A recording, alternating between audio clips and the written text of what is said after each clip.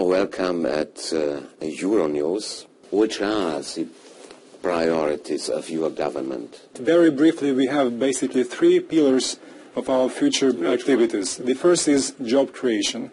Job creation means many things. First of all, is to improve the business environment, is to make sure that the pressure from the various bodies on the business is decreasing and the business feels a new environment. The second objective is fighting corruption.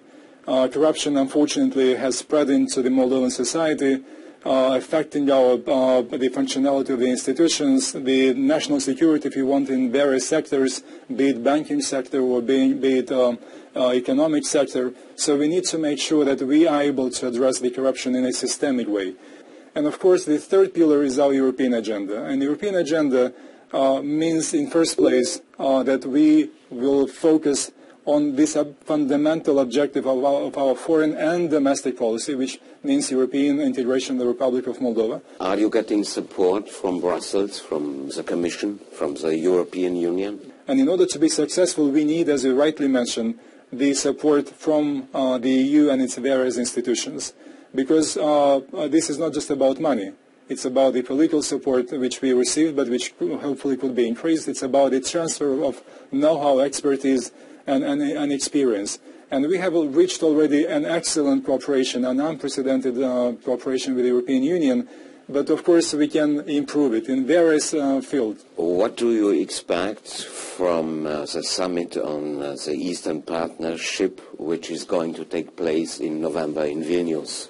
We hope, in first place, to be able to achieve a new level of cooperation between, in our case, the Republic of Moldova and the European Union, to rethink a bit the future of this relationship, because we are convinced that Moldova, being a European country by the virtue of its geography, of its history, by the fact that our language is already an official language in the European Union, that we want to share the same aspirations, so our European future should be acknowledged.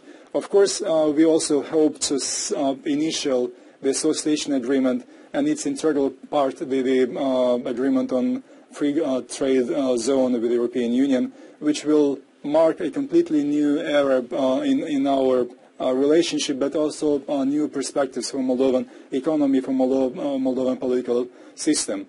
By the way, I want to mention with a deep satisfaction that just yesterday we basically finalized the negotiations on the free trade area and a bit earlier on the association agreement, so that now we should focus on its initialing and in the future to sign.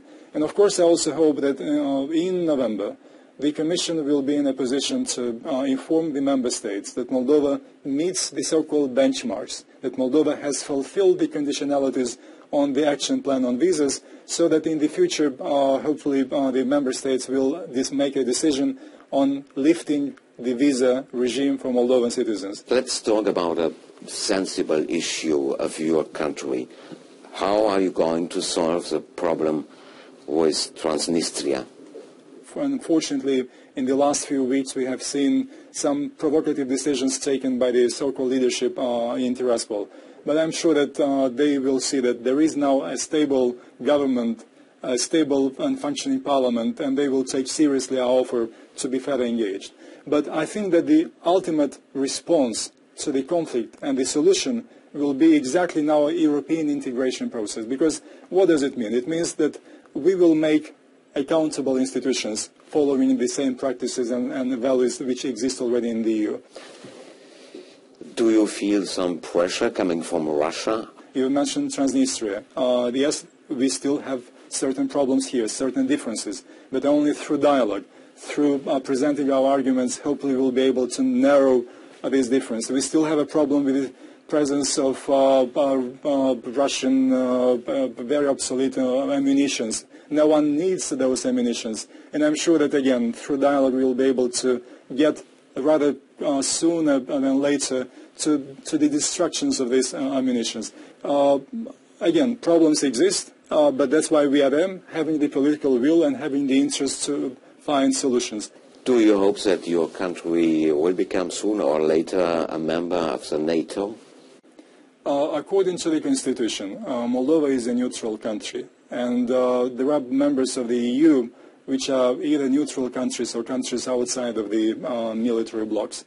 And I think that Moldova can basically follow this path by keeping its neutrality, but in order to become a real neutral state, we need to make sure that there are no foreign troops on our soil, and that we have all the internal but also the external conditions in order to become a real neutrality.